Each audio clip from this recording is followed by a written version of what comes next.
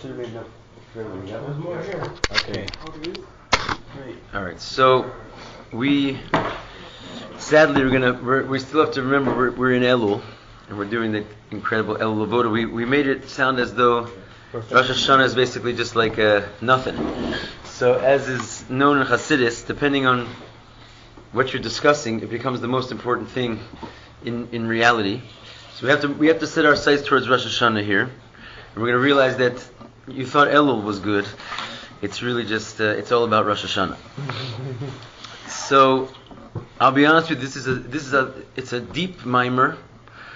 We can handle it. I'm having a lot of faith in us, but it starts off pretty much standard, so I wouldn't get scared for a little while. But it's got some. In general, I'll be honest with you. Just Rosh Hashanah Maimarim are dense. Like it's not like you get a Purim Maimer, you can get a Hanukkah Maimer. It's just like sweet page turners. These are really, really introspective. All of them. Like you're not going to find like a simple Rosh Hashanah Maimer so fast, in my experience. Anyway, so we'll give it our best shot. And with no further ado, Zeh Hayom Tchilas Ma'asecha Zichron Liyom Rishon. We say this in the davening in Musaf Rosh Hashanah. It means this is the day of the beginning of your works, a remembrance for the first day. Which simply means, this is the day of the beginning of your works. You made the world today. A remembrance of the first day. A remembrance of when you originally made the world. It's the anniversary. Yudua, and it's known. The Hayom Stam Kayal Rosh Hashanah. When it says Hayom here, Zeh Hayom, in general, when it says the word Hayom Stam without any description, it refers to Rosh Hashanah. Uperush Zeh Hayom, Hu Shebahayom de Rosh Hashanah Nimshaches Bechinas Zeh. It's telling you a big secret already right there. In that Zeh Hayom, that you're going to get something called Zeh Hayom, which is the day of Rosh Hashanah. That this day is going to be, of Rosh Hashanah, is drawn down the inyan of Zeh. So we discussed a little bit actually in the Maimer of the Alter Rebbe on Elul, the difference between Zeh and Sham. Remember, we said Sham was like over there, the place of the klippas. Zeh, which means which is before you, it always refers to Hashem, and Hashem in like the highest level, because what is ever really before you, whatever you thought it was, but it really is the Eibishter. There is nothing else but Him. So whenever you're saying this, something you can point to with your finger, which is before you, if you think it's the clock or the camera, it's not. All there is Hashem. So Zeh refers to the Eibishter, and it's known that Moshe Rabbeinu prophesies with Zeh Hadavar. In other words, the opening of his prophetic statements were oftentimes with the word Zeh. Zeh Hayom Tchilas Ma'asecha. Oh, by the way, take a copy, because you just walked in. Zeh Hayom, that's yours. We have more. Zeh Hayom Tchilas Ma'asecha. This is the day of the beginning of your works. Zichron Liyom Rishon, a remembrance of the first day. So you draw down Zeh Hayom. Rosh Hashanah machtirim b'nei Yisrael es HaKadosh Baruch Hu lemelech. And on Rosh Hashanah, the Jewish people crown Hashem as king. Upolim v'osim gilui malchusu yizbarech b'chol ha'olam. And in doing so, when we crown him king, when we take upon ourselves the king, once a year, the coronation, we effect and create a revelation of his kingdom in the whole world. As we make him the king in such a way that he's not just our king, he's the king of the whole world. We crown him the king of the world. Again, the language of the davening, that it says until every pa'ul, everything that is made, will know ki ata pa'alto, that you are the one that made him. In other words, that's what it says in the prayers. In the prayers, that yada ko pa'ul. What's a pa'ul? Like a pi'ila is a deed. Right? Pa'ul is a thing that's made. So every pa'ul, everything that's made, which is everything there is, will know ki ata pa'alto, that you are the one that made him be there. That's why they use the same word for verbs. It's just like things that do. Right. Like that. So, in other words, we're crowning him king to the state. It's not just like kind of a chetzonius external thing. Every entity is going to know that it was made by you. Rabbi, can you just sum up the beginning? I missed it. This is the beginning. At the very beginning. We can't play these kinds of games, my friend. We're also live, pshuto. Just got to get our act together. Shagam b'chinas pa'ul shaba'asiya, right? That also the pa'ul, even down in the lowest world, the world of asiya, right? Which means to say, there's Yetzirah, there's Bria, all these things are made by Hashem. But the lowest of the lowest things, which is the pa'ul, the thing that's made, even in the lowest world of asiya, Makol shekain Yetzirah uBria, how much more so the higher things, it's easier for them to know that they were made by Hashem. Even the lowest things, Yadaki atapa alto, they're all going to know that you made them. He's going to put the knowledge of God, that He's enlivening every being inside of even the lowest places. This is what we can accomplish, believe it or not, on Rosh Hashanah. If we get it right, this is what Rosh Hashanah has the power to do. There's a Zeh in Rosh Hashanah. Zeh Hayom. And if you're going to get to Zeh, you're going to be like Mamash, a little Moshe Rabbeinu. We're going to be a Moshe Rabbeinu to the whole world. We're going to put the knowledge of God into every single thing in creation. This is the power that's contained in Rosh Hashanah. Any in Elul in this power? What's that? Can we get any of this in Elul? You're excited about Elul, but wait till you hear about Rosh Hashanah. Power creation or knowing?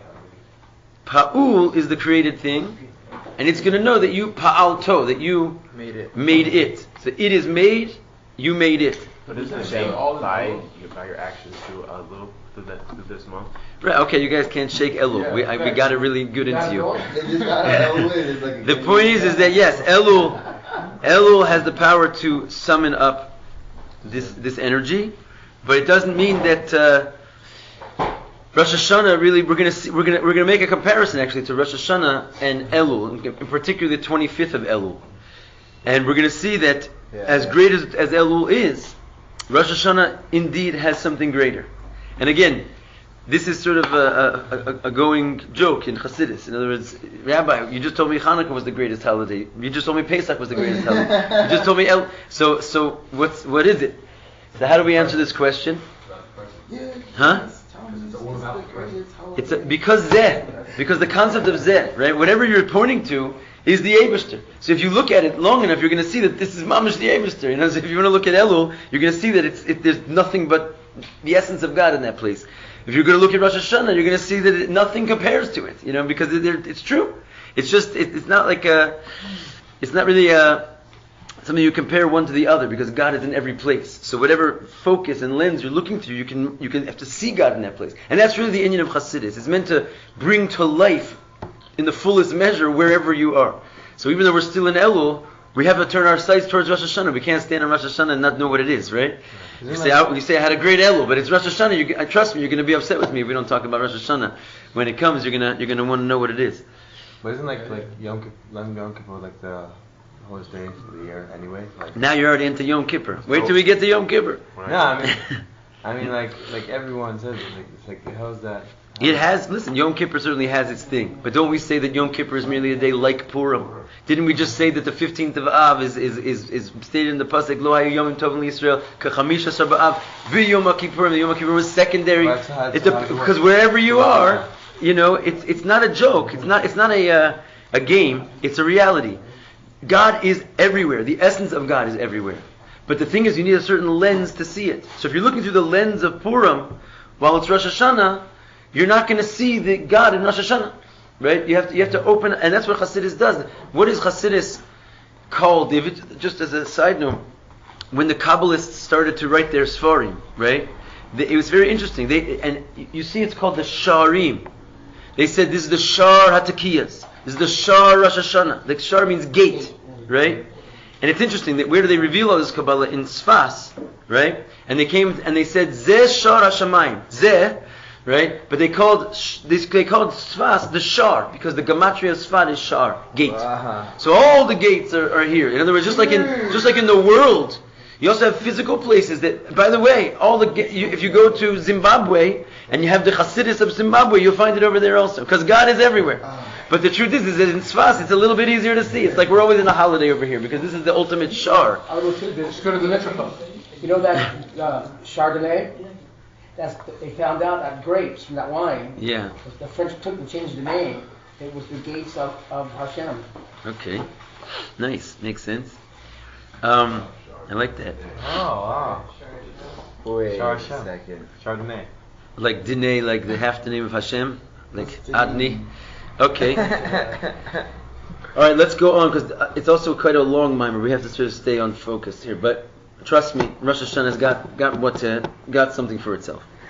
Anyway, so this is the Indian that even the lowest levels of the created entities are going to come to this realization of a Zeh, that you formed them. This is Rosh Hashanah. V'zeu Zeh Hayom. This is what it means, Zeh Hayom.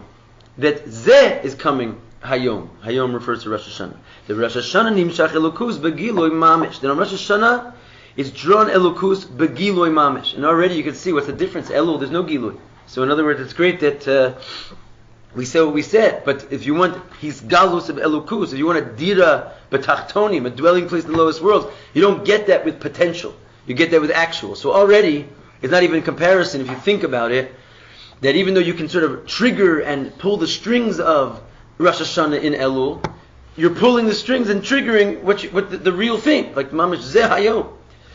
Okay, we don't want to put down Elul, we're still in it. V'ad Zeh, the kol echad ve'echad, mare be'etzbo be'omer Zeh. So in other words, he said that this, right, is going to be in each and every single person. That each person can point to his finger and say Zeh. That level of Gilui Elokus is not just in the world, but it's in every entity, certainly in every Jew, that you have the power to mamish experience the Eibishter in the state of knowing that you are being created by Him at every second. There's availability. And again, just because we already said it, which is beferush not an availability at this time. There's a maila that it's not available in Elul. And so we went through a whole couple of weeks of explaining why not feeling it is even better than feeling it, but it's a little bit of a band-aid. In reality, feeling it is not so bad. It's the ultimate revelation. It comes through. V'yesh lomar, revelations on Rosh Hashanah. that's what I'm saying. V'yesh lomar dezeu gam habir sha'omrim al hayom de Rosh Hashanah ze hayom techilas masecha. So we can say that this is also the explanation that we say on the day of Rosh Hashanah the words Hayom Techilas Maasecha. So based on what we said just now, we could say why we call Rosh Hashanah the day which is the beginning of your deeds. It's known the clarification or the exacting nature of this. Mikvod Kedushas Admor Zakim. Watch this. This is always a big deal when the Rebbe sort of does this. He says we know the exacting. In other words, why do we call Rosh Hashanah the day of the beginning of your deeds? So it's known what was said by the Alter Rebbe, by the Mittler Rebbe, by the Tzemach Tzedek, by the Rebbe Maharash, by the Rebbe Rashab, by the Frierdiker Rebbe. Right? When the Rebbe does that, he's mamish summoning them to the table. So for some reason they need to be here right now, right? And all the way up to Kvod Ketushas Mori B'chami Admor Nasi Doreinu, until my father-in-law, the leader of the generation. It's known what they all said. Each one of them said this point in their own Maimarim. Sharech b'chaf hei be'elul nivra olam. Why are you calling Rosh Hashanah the day which is the beginning of your deeds, when isn't it true that on the 25th of Elul the world was created? So that's basically the big question on the Maimar. Which again, all the Maimarim asked that question. There's no dispute to that because he brings down like every Chabad source. Everybody is no dispute because it's known from the Gemara, but I'm just saying everybody asked this question. It's a very poignant question. Why are we saying in the davening, today is the day of the beginning of your deeds on Rosh Hashanah, when it's not? Well, because the man was created on the first of Tishrei, right? Okay, so the man was dafka the last thing Hashem created, not the first thing. And here we say today's the day of the beginning of your work. Right? Rosh Hashanah hu yom baro Adam Arishon, as you just mentioned. Right? Rosh Hashanah is not the day of the beginning of the works. It's the day which man was created. Shu yom vav l'maisa bereshis. It was only the 6th day of your work. You've already been working hard for 6 days by the time Rosh Hashanah came around. Ve'eich omrim al zeh. How do we say that it's the beginning? Hushahu tchilas ma'asecha. How suddenly do we just like knock off the whole creation and say, no, this is the beginning of your works? First in thoughts. Even so, it wasn't. It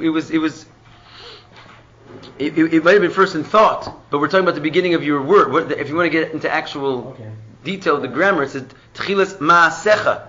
If you would say tchilas machshavosecha, then it would say it's first in thought. But here we're talking about this is the beginning of your works, something you made. it's a problem. It's mamash a strange thing. It has to be dealt with. The 25th of Elul? 25th of Elul was the first day Hashem started creating, and by the time he got to Rosh Hashanah, it was already the sixth. The first of Tishrei was already the 6th day of creation. V'gam lama Rosh Hashanah hu be'echad b'Tishrei v'lo b'chafei be'Elul. Why don't we celebrate Rosh Hashanah on the 25th of Elul, and not the 1st of Tishrei? In other words, if we really want to say what does Rosh Hashanah mean? The beginning of the year, the beginning of things, a remembrance for the first day.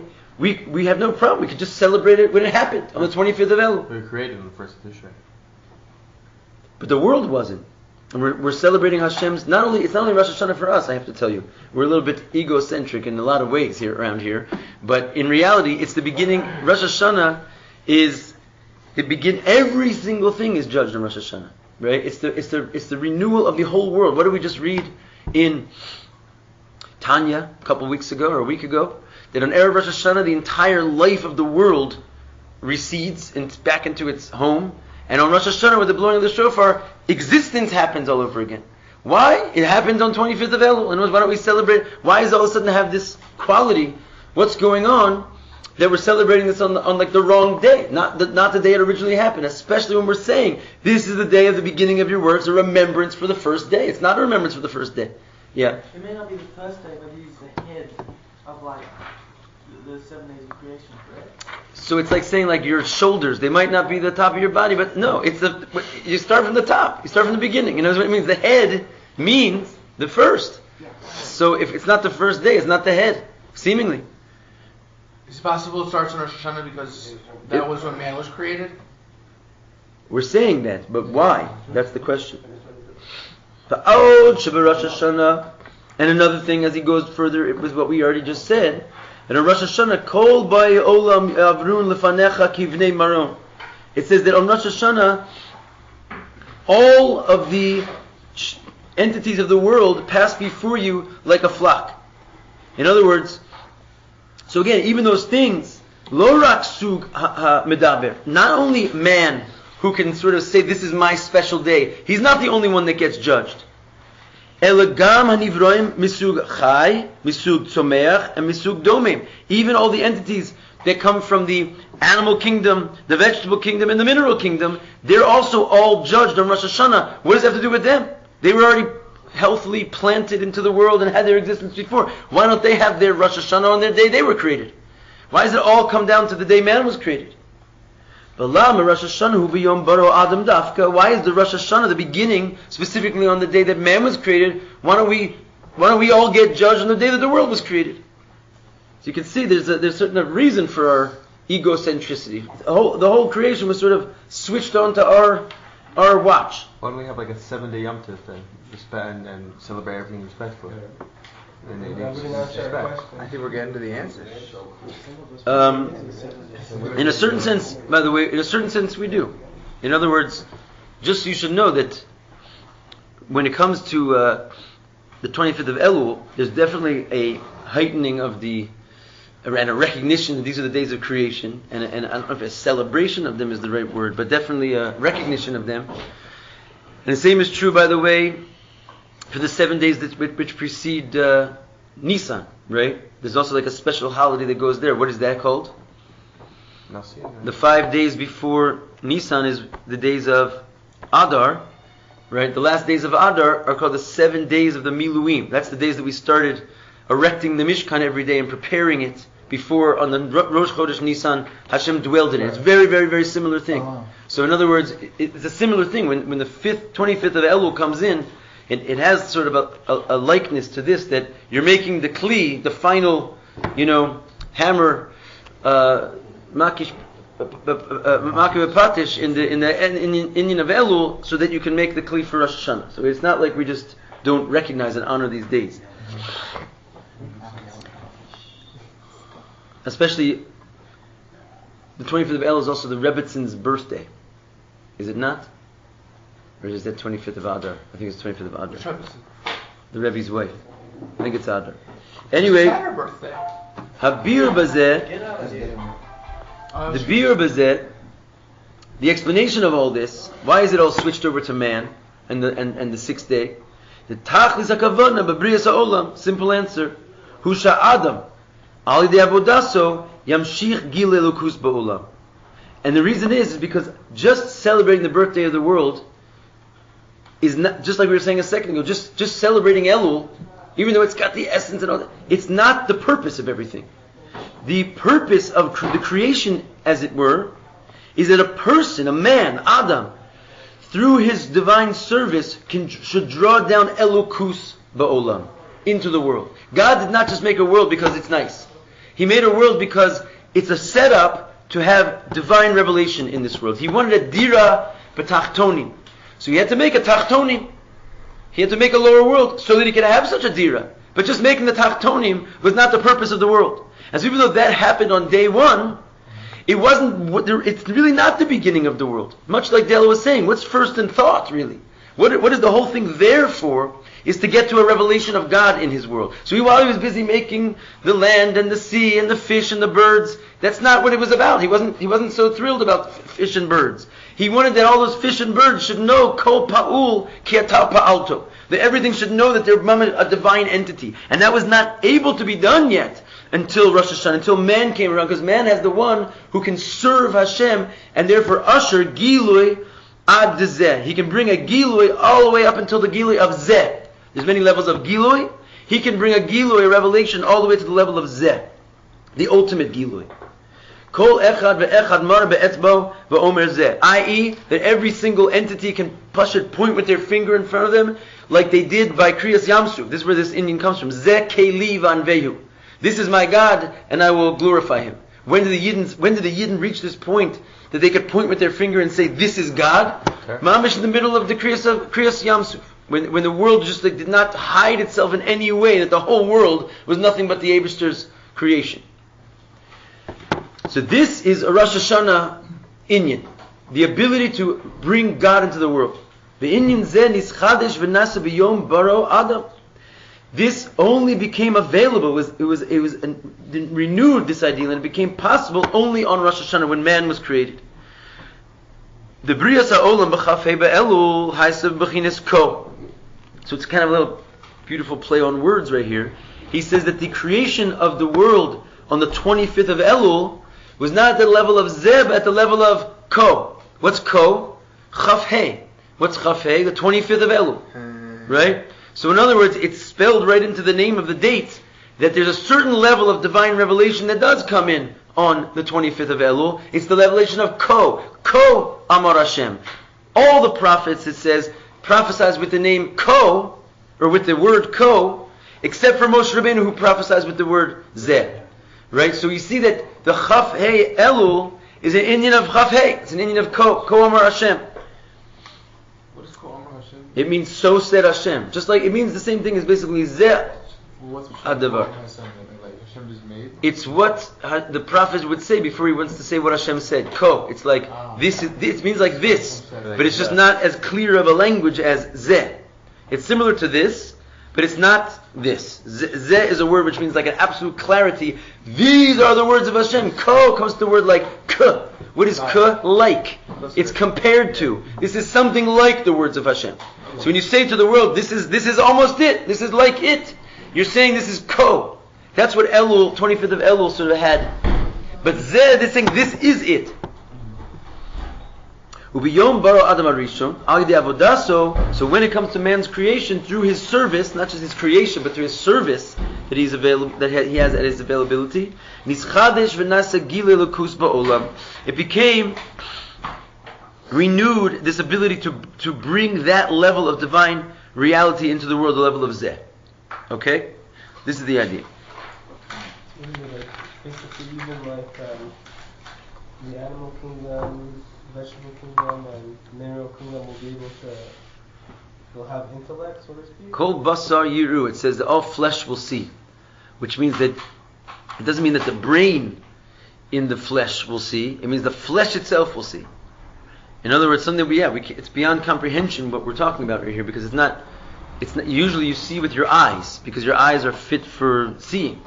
Whereas your flesh, it's just fit for covering your bones. It doesn't have such a quality they can see. But all flesh will see. It means it's this level of seeing God, like a total revelation.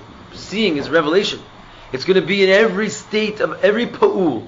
Everything that's made by Hashem will just have this level of zeh. It'll be clear to it that it is nothing other than the Hashem.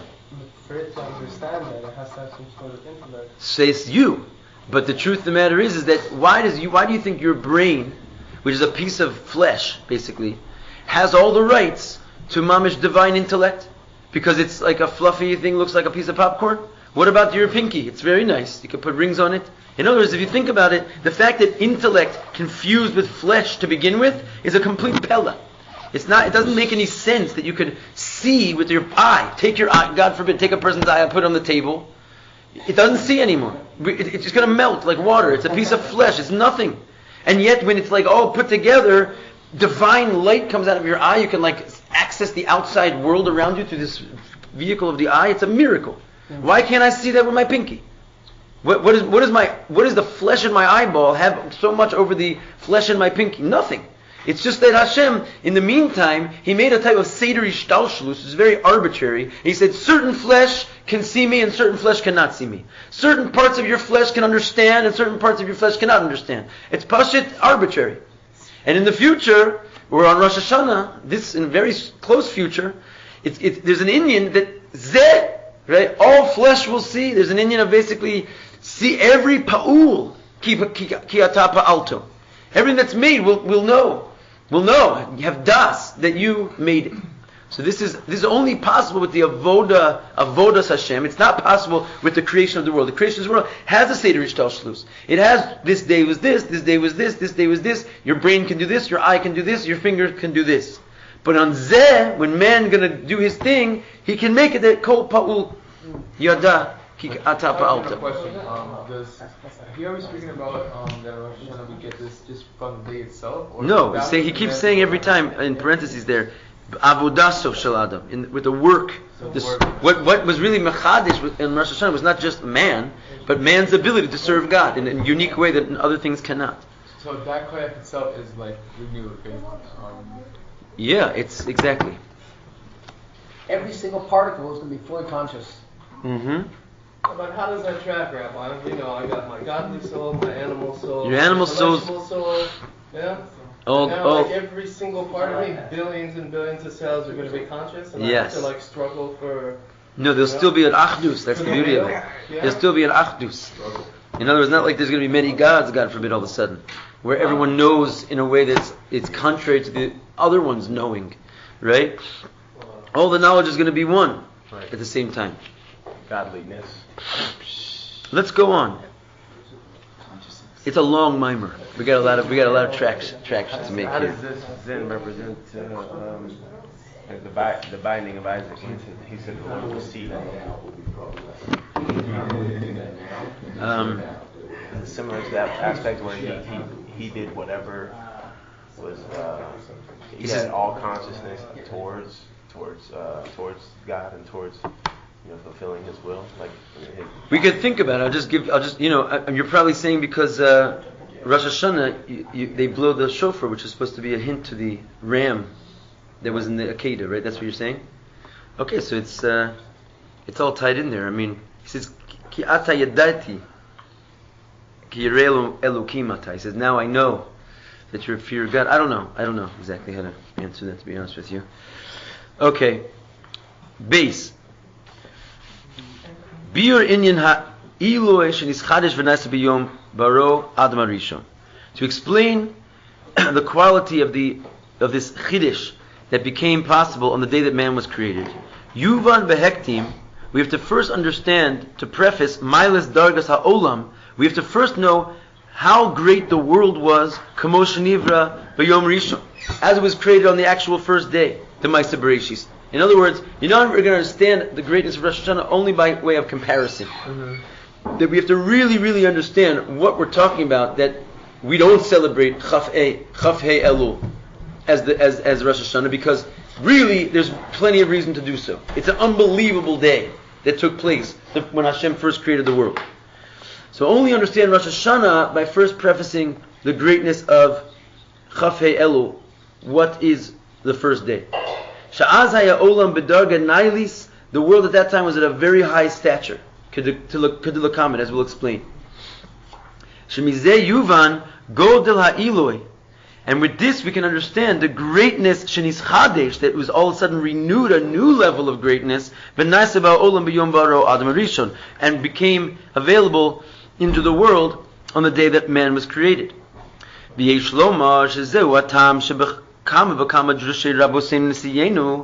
we can say that this is also the reason why in so many Hasidic Maimarim, Drushe Raboseinu Nisiyenu means the Hasidic Maimarim, the Rosh Hashanah that are about Rosh Hashanah, Shemavur behem atam al zeh Rosh Hashanah hu be'echad b'tishrei, which all of them are coming to explain. All those Maimarim are coming to explain the reason why Rosh Hashanah is on the 1st of Tishrei and not on the 25th of Elul. Again, this is not a new discussion. All those Maimarim mevueres behem hamayla dechafhei be'elul. They all start off the conversation by explaining to you how great the 25th of Elul is. And why? In other words, let's just talk about Rosh Hashanah, because you can't understand how great Rosh Hashanah is unless you first explain it by way of comparison. So all those Maimarim, they all start going into Chafei Elul, like it's this wondrous thing, in order to explain what Rosh Hashanah is. Ki al yidei abir de umaylis b'chafei be'elul, muvan yoser go de la'ilu de Rosh Hashanah. Because only by explaining what really happened on the 25th of Elul can you understand the greatness of Rosh Hashanah. So as we said in the beginning of the class, we have to, now that you know what Elul is, now you can really get excited. In other words, you thought that was everything. We basically wrote off Rosh Hashanah, if you say. We say, what is Rosh Hashanah? We actually said several times, well, you don't even need Rosh Hashanah. What is it? It's nothing. You just have Elul. So he's saying now, it's good. You need to think like that. You understand what Chafhei Be'elul is in order to understand Rosh Hashanah. So he says, Hine, B'yom HaRishon D'Maaseh Bereishis. Now he's going to go into it. What is Chafhei Elul? The first day of creation, which is Chafhei Be'elul, 25th of Elul, Nivru Hashamayim Ba'aretz V'chol Tzva'am Me'ayin L'yesh. Little history lesson. All heavens and earth and everything in them was created something from nothing. As it says in the beginning of his creation, he created Shamayim ve'es ha'aretz, the heavens and the earth. Shamayim va'aretz v'chol tzva'ehem, right? That the heavens and the earth and also all their legions, right? All that's in them. And that's what it says, Es HaShamayim v'rbos toldoseihem ve'es ha'aretz v'rbos toldoseha. Right? You know this Rashi, it says, Es HaShamayim ve'es ha'aretz. Why does it say Ace? What does it mean? Why can't you say Hu bara Hashamayim va'aretz? Right? So Rashi says over there, the Ace Hashamayim ve'es ha'aretz, even though grammatically it's just sort of like a technical word, this Ace, but the Torah doesn't mince words. You have an extra word in there, it's going to tell you something. So he says not only the heavens were made and the earth was made, but the Ace goes on all of the offspring of the heavens, and the Ace ha'aretz goes on all the offspring of the earth. The offspring means everything that the heavens produces, which is angels, souls, spheros, etc., etc., etc., etc., whatever you can come up with. And what the earth produces is everything you see.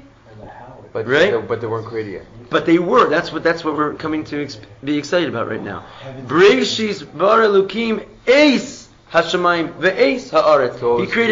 He created every. You'll see that it's not the case. You're going to learn something. He created every single thing that there is on day one. What has Eis ha'aretz? Eis. What are you saying? What does it mean? You said Eis ha'aretz? No, Eis ha'aretz, which means the land. But when you use the word Eis in front of it, which again, grammatically speaking, just before you use, I forget what it's called in English. Direct object. Direct object. Before you use a direct object, you just say the word Eis. It's like a grammatical anomaly, basically. But the Torah doesn't have just stam words in there for grammar. So the fact that it's in there, it's coming to tell you something. Comes along Rashi, and he says it's coming to tell you that not only was the earth, the body of the earth created, but everything that the earth will produce, which is all life, was also created on the first day. Throughout time as well? What does that mean? Throughout time? Like first created. It was all first saying, like, not just the things that was created during the 7 days, but all the potential for all of the creation that would happen. I would go ahead and say that as well. But by way of analogy, the same thing. Hashem told Moshe every single thing that would be learned. Right? Yeah, definitely. That's brought a klal and prat. Okay, so He's going to explain further, but yeah. So everything was created the first day, or the potential for everything was created for the first day? Because it says like he created man, he created the animals, he created the Let's read. plants, You'll see. man. You'll see. So he says all these things nivru az me'ayin li'esh. They were already right there, boom, created already from nothing to something.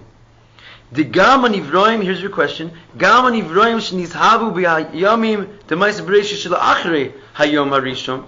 That even those creations that brought into existence in the days of creation after the first day, hare az haisiz galu shelehem. That really wasn't the day that they were created. It wasn't the day they were made. It was the day they were shown. He's galus. This you say. What are you talking about? Yom 3. The third day was the grasses and the fish. This is fish. The grass and the vegetation. He says clearly. It says it was created on the third day, right? He says no. It was shown on the third day. It was created on the first day. So all the yesh me'ayin happened only on the first day. That's right. That's a great way of putting it. All the something from nothing happened on the first day. So by the time things are coming out, they're not being brought into existence. They're already in existence. That's why I didn't answer your question, potential or actual. It's a hard question to answer. Even actually, they existed in the sense that they didn't have to come into existence. They were, and by extension, you could say everything that would be. Going back to your point, even throughout time, because there was the whole concept of is versus isn't. It happened. So everything at that state is just coming from the is basket, so even more so as opposed to the isn't basket. It doesn't have to necessarily be initiated for the first time. So even more so, Chafei El is the bomb, yeah. Right? Exactly, right. So that's what you're trying to say. We're trying to realize, like, wait a second. Why don't we go back and celebrate Chafei Elul as Rosh Hashanah? This is really where it's at. So he says that all the other days that came after the first day, it was just a his galus, which means the bringing to a state of revelation of the entities that were already brought into a state of into existence, and that's called Yetzira va'asiya. In other words, I'm sorry. Was man also created on the Yes, we're going to see. Yes, even Yetzira. In other words, what we're saying is that what does it mean Yetzira asiya? Now we can have a little bit of understanding what these words mean. You talk about these worlds all the time. Bria means it's created. Yetzira and asiya, it means it's formed and made. Which means it's not created. It was already created. It's just formed and made. In other words, so the rest of the days, when you're starting to see, the sun and the moon, you're starting to see animals, it's not that it was created. It was just formed out of something that was already created. It was made out of something that was already formed. Right? So this is what the worlds mean. In other words, Bria means that now it exists. Now you just have to tinker with it and make it come out into this form of existence or that form of existence. But it's already there. Aval briyasam me'ayin liyesh, their existence from something into nothing. Haisa b'yom harishon, the material and even the form of the material just didn't show itself yet. It was all on the first day. So this is like it's a big day. Pre-Newton conversation. It's a pre-Newton. Right, like so energy can't be destroyed or consumed, just transferred. So at this moment, after the first day, that's when all the energy on the planet was, Exactly. all the energy into the thought of existence was implemented into idea. Right. From that point on, energy can't be destroyed or created. But at some point, energy was created, and you can be sure of it. Right? V'gama Adam, even man. This is what really is the kicker, because we're busy celebrating Rosh Hashanah as the creation of man. It wasn't even. We have mamash every right to go back to the first day and celebrate even the creation of man. Shamayel de Rosh Hashanah, he canal should be Yom Ze Nivra Adam. Right? That we said before that what's so great about Rosh Hashanah is it was the day man was created. Harikasiv Bey. It says right on that day of Rosh Hashanah that man was formed. Right? V'yitzah Hashem Elokim es ha'adam afer min ha'adamah. He formed him of earth from the ground. V'afer min ha'adamah. But that earth of the ground, shemimenu notzer gufa adam, from which the body of man was formed, nishava b'yom harishon. It was already brought into existence on the first day. So it's not, again, it's just a yetzira. It's just a formation of man that happened on the sixth day, not the creation of man.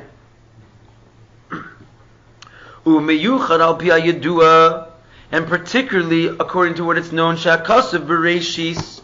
This is already taking the whole conversation, like what, kind of where Matis was going with it, to like a sort of different realm of a domain, but even more than Newton. This is way pre-Newton.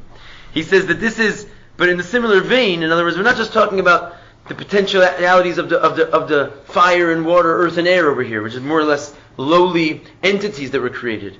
Bereshis, bara, has a much greater connotation than that, which is that Bereshis medaber hishavusam hashamayim va'aretz hagashmiyim v'gam hishavus hayatzilus. That the word Bereshis does not just bring, in other words, on one hand we just got through saying what? That Bereshis is the union of the Bria, which means that now it's in a state of creation, and all that needs to happen is a Yetzira and a Siyah, a formation of that creation. But there's much deeper going on there, because if it's truly Yesh Me'ayin, something from nothing, then even the very, very beginning of the Spheros, like all that is, also got to come into existence. So Bereshis bara Elokim es hashamayim es haaretz, according to an explanation that we're going to presently look into, it also refers to the not just the bring into being of the physical creation, but also the spiritual creation of Atzilus, which is beyond the Bria, is my point. That was a long-winded statement for it's beyond Bria. In other words, even Atzilus was brought into existence on this day. Where do we see this? It's like a drasha. Bereshis refers to Chochmah, because Reshis Chochmah. So the word in the Torah we say Bereshis bara Elokim es hashamayim es haaretz. Each one of these words is a symbol for something. Bereshis, which comes to the word Reshis Chochmah. It means Chochmah. So Chochmah was brought into being. Elokim, Reshis bara Elokim. What's Elokim? Is Bina, right? Bina is on the left side. It's the Indian of the contraction. It's the Indian of Elokim. So it says Bereshis bara Elokim. All of a sudden you're saying Chochmah, Bina, Es HaShamayim. This is Zah. This is the six Spheros. The Es HaAretz. This is Malchus. So what happened? Bereshis bara Elokim Es HaShamayim Es HaAretz was not just a little bria that was going on. It was mamash. All this heavenly Spheros also came into existence on this day. The kol zenis habu biyom harishon. All of this happened on the first day. In other words, there was literally nothing, not even Atzilus. Whereas up until now we were just saying that the bria happened, and it was we were sort of saying it in such a way that the bria happened, and then in the following days the Yetzira and the Asiyah were a result of that bria. But now we're saying no. When we mean bria, we mean mamish Atzilus. That there was even the emanation of all the light also came about on this day. Malchus is ve'es haaretz. How could you say that happened on a Elul if Atzilus is above time and space? A good question. In other words, I guess it's referring to, it says, for example, that when we have Yom Kippur, right? Or Rosh Hashanah or Sukkot or any holiday, or Shabbos for that matter, there's a certain, let's keep it with Rosh Hashanah, let's keep it with not Shabbos, all the other holidays. The day of the holiday is determined by when we sanctify the new moon, right? So when we celebrate Sukkot, let's say for example, there's going to be a certain divine light which is triggered and comes down to this world from the upper worlds. They're beyond time and space. So why all of a sudden are they sort of triggered into the world? What if we made the Rosh Chodesh one day earlier? So then all those divine lights would have to come a day earlier. Or in a different time zone. Right? Or in a different time zone, exactly, right? So what's happening there is that they're sort of bound up with what goes on down here on earth. In other words, even though by them there's no time and space, but they're relating to a would-be world that's going to happen. And when the world already is happening, they're mamash locked in and related to a world. Like the Jewish people determine when the holidays are. So we determine also something which is beyond time has to sort of align itself in a certain way with time down here. The same is true. In other words, all of a sudden, from no time, it comes into time. It creates something. So time is time. Time is happening. There's a Chav Hei Elul, there's a Chavav Elul. So all of a sudden, if it's going to come into time and create existence, it has to come on some day which is relevant to our existence, right? Yeah. Because it's all of a sudden like making itself available and extending into the calendar, into something which is limited. So within itself, there's a certain limited fixed time when all of it decided to, in other words, according to our standards, and it sort of follows our standards, and that's what I was trying to get to. So this same pasuk of the Torah in a higher realm would have a totally different meaning. Every pasuk, but at the same time, Tailor-made for us. at the same time, in other words, there's something essential also about the time. In other words, put it like there's another way of answering that question, which is that there's something called time, the way we experience in 1 second after the next, and the past is gone, the future we don't see yet. Whereas over there it's all revealed. But it doesn't mean there's not a day called Chaf Hei Elul, right? It's just that it's not happening here, whereas Chaf Daled Elul is happening over here. They're all happening at the same time, and they're all like on a grid, So there's something unique about this point on the grid where everything sort of emanates out from that particular point. It's some kind of in other words, it's not mean that it happened first or last. It's like it's higher or lower. So we call this Seder Zmanim. That yes, there was no time before we came into this world or the worlds of the lower worlds, but there was something called Seder Zmanim. There was the order of time. In other words, there was the concept of one comes before the next. What is time? It's basically something before something else. So even though we actually experience it literally before or after something else, but as soon as you have Chochmah Bina Das, or even for that matter you have, Orein Sof Tzimtzum Kav, anything in like an order, even though all that is happening is not in the way we experience it, like literally one thing is before the next because it's all sort of simultaneous, but there's still an order. Once you have an order, you already have the prerequisites of time. In other words, our time is sort of like an aftermath, like a hishtalshlus of what they're experiencing as higher and lower, or more advanced or less advanced, or more significant or less, or first and last in that sense. So they have first and last in that sense. And when it comes to Revelation, it looks like Elul, 25th of Elul, is first. In other words, and that's why Pashat Bagashmi is in time, it was first for us. It was the first day. It's the first day because it was the most, it had all this going for it. It was the beginning of all things, sort of spiritually. I have a question. Yeah. As well. Like, so the Azil, or the highest world, it just has functionality of our time existence. Like it can align to when our specific holidays are, but besides that, it's just in a constant flux of. Yeah, it's constant. It's eternal, Right. Unchanging. Right. Right. Is it that we, at those specific times, are capable of connecting higher to those worlds? It's true, but in other words, the fact that we have that access on a certain, in a time appointed by us, means that we are not. It's not just like making available. We're actually triggering it. So it is sort of obeying, and recognizing and having some recognition of our time system. In other words, it's not, even though our time system is like completely incomparable to it, it's sort of nullified by it. It has us in mind. It knows time. It can tell time. Because and all, as I said before, all of our time is sort of laid out before it. So it's not like it's unaware of time. It's just that it's not existing in the same comprehension that we experience time. Right. It's a bit of a complicated one. We're out of time, as it's You're not saying that there's no Shabbos. There's not. What's that?